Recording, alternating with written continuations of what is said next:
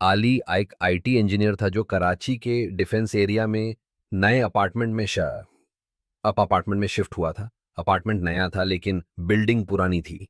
पहली रात उसने महसूस किया कि उसके फ्लैट के सामने वाले दरवाजे के नीचे से हल्की सी नीली रोशनी आ रही है। उसने सोचा शायद किसी ने एलईडी लाइट लगाई है, लेकिन चौकीदार ने कहा, बेटा वो फ्लैट तो पिछले 10 साल से खाली है।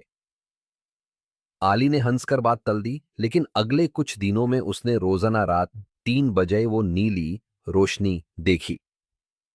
एक दिन उसने क्यूरियोसिटी में आकर अपना कैमरा सेटअप किया और देखा कि रोशनी दरवाजे के नीचे से निकालकर उसके फ्लैट के दरवाजे तक आई। उस रात आली ने सपना देखा कि एक औरत उससे कह रही है, मुझे वापस जाने दो, बस दरवाजा खोल दो।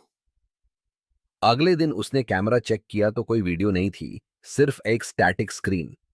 लेकिन वीडियो के एंड में एक पल के लिए एक चेहरा था, उसी औरत का। अली ने वो फ्लैट छोड़ दिया, लेकिन जब नया किराएदार आया तो पहली रात उसने भी वही नीली रोशनी देखी।